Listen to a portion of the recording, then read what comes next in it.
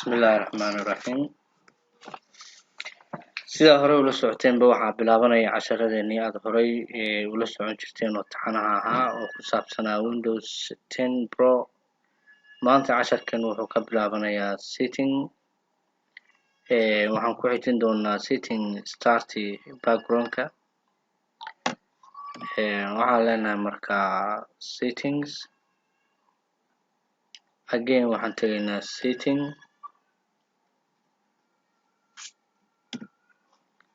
start setting markaan tagno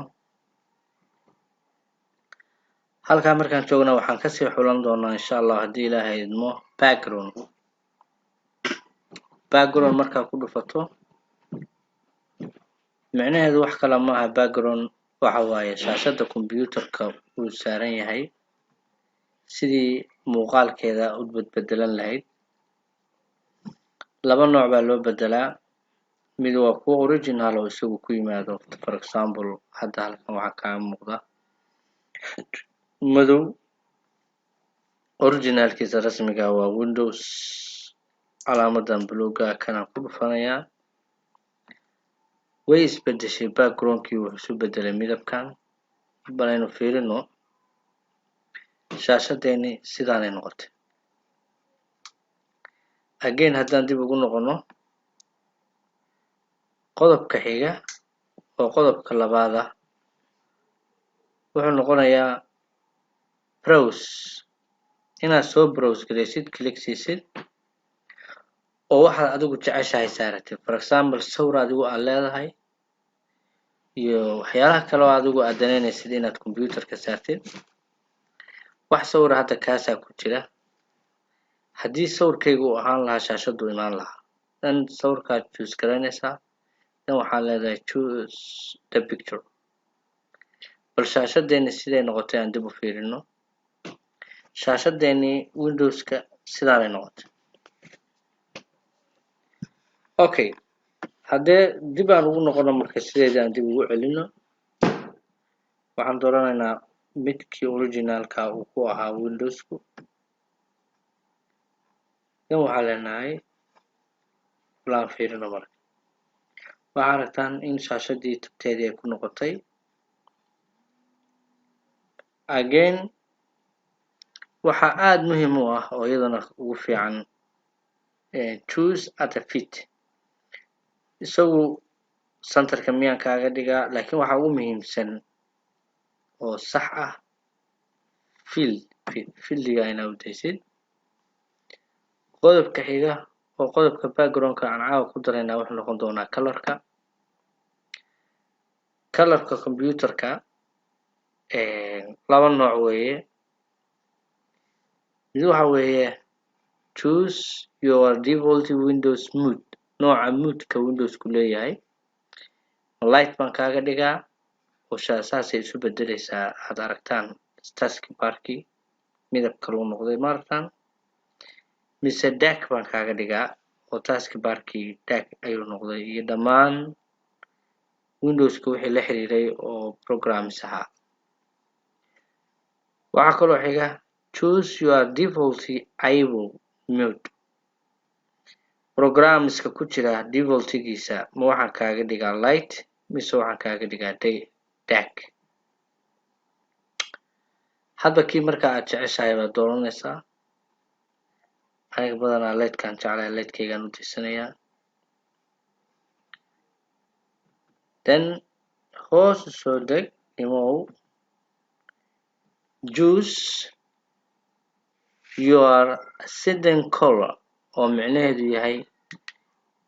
amarada for example hadda halkan waxaa aragtaa on iyo off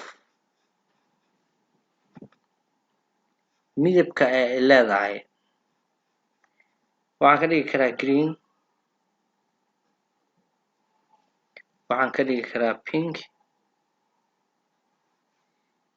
any amar marka amar kasta start haddaan dul tagno waa pink hadda haddaan green ka dhigno start haddaan dul tagnahay waa green halkaa marka waxa isbedbedelayaa waa on iyo off amarada guud on iyo off start waxyaalaha la midka ah bluegan jeclahay bluegayaan u daysanayaa waxaa noo xigi doona qodobka xiga wuxuu noqon doonaa log screen server badanaa isaga minidaa lagu xiraa ama cabaar computerku markuu daaran yahay oo aan gacanta shaqada laga daayo ayuu log screenkaas badanaa yimaadaa waa haddii aad adigu markaa geysato oo ku tala gasho micnaheeduna waxa weeye mararka qaarkood passwordka securityga computerkana waa ka mid haddii log screenka yimaado waxaa qasaba inaa userkii geliso badanaa marka qofku uu ka kacayo minute 2 minute waxbuu ku talagalaa inuu log screen gashto bal aan fiirino maxaa ka mid ah log screen marka oo ku taqaanaa hadda saacadan aan joogno waa 8:52 daqiiqo Tuesday weeye waa August 10 sidaa ayaa si lamid oo kale kuu soo bandhigayaa shaashada kusoo bandhigayaa hoos u bax halkan waxaa ku qoran screen timeout setting timeka aad ugu talagelaysid screenka inuu soo baxo waqtiga uu soo baxo waaye marka hadba kii aad jeceshahay hadda halkan 5:15 10 5 minutes iyo in lamid display ba tagaysaa waxaa ka dhigaysaa intii aad ugu talagashay aan dib ugu noqono casharkeennii imow screen server setting kan uu ka duwan yahay for example none haddaad aragtid none meesha ay ku taalo fanaxdaana furaysaa haddaad qoraal ka rabtid okay haddii kalena kuwaan oo kale haddaad sawir ka rabtid sawir baa geysanaysaa badanaa dadku qoraalkay jecel yihiin dan markaa kadib waxaad tegaysaa halkan setting halkan waxaa ku qoran Windows 10 waxaad ka dhiganaysaa for example Ivan Shire then say okay waxaa isbedelaya screen saverkaaga halkaa magac baa soo galay hadii aan fiirino screen view dhiraano Ivan Shire then apply then okay waxaa inoo xiga termskan badanaa dad badan oo waxaa arkaysaa ku weydiinaya desktop iconskii hagee laga helaa desktop icon setting waa kana click baa siinaysaa hadda aniga way ii wada select gareysan yihiin oo halkan waxaa ii saaran my computer user fileski networki recycle binki control panel haddaan tigta ka wada qaado maxaa dhacaya marka apply and then okay halkan waxaan ii yeelay my computer dhammaan wixii halkan ii safnaa oo programska ahaa network hadduu ahaa my control panelki hadduu ahaa male see u soo ceshan karaa hadduusan ku lahayn computerku my computer ama networki ama control panelki recycle binki see u soo gashan kartaa waxaad tegaysaa settingki again waxaad tegaysaa desktop setting then first waa kana click see computer user file click see tigta saar kan tigta saar kan tigta saar again control panel tigta saar say apply ku dhufo and then okay maxaa marka dhacay oo ficila bal fiiri waa kuwana 1 2 3 4 shantii amarba waa yimaadeen waxay ku qurux badan tahay markaa si qaabaysan inaad u dhigto right click baa desktopka siinaysaa sort by baa leedahay by item. Sort by intaad tagto baa waxaa leedahay by item or by size or by item name. hadba kii markaad jeceshahay, laakiin waxa ugu fiican oo badanaa la geystaa by item name. halkan waxaa ugu horeynaya ma computer, network, cycle bin iyo documentskaaga meesha ku jiro userka qofkaasi xogtiisa ay ku jirto. double click c. halkan waa objectiveskii, halkan waa contact personskii, desktopkii, documentskaagii, downloadkii, favorite-kii, linkigii, musicgii, OneDrive-kii, waa cloud-kii. computerka sometimes wuxuu leeyahay cloud, waa la samaystaa xogahaaga si ay cloud-ka kugu fulaan. drive cloud, picture-ka, saver game-kii, search-gii iyo video-gii. dhammaan xogtaadii userka qofka ay lahaa, for example liban, halkan aad ugu imaanaysaa. cycle bin waa taqaanaan, waxay la tirtiraa lagu ridaa. network so waa by network,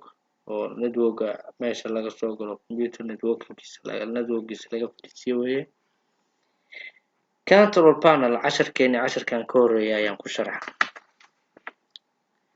let's go back aan dib ugu noqono casharkeennii. point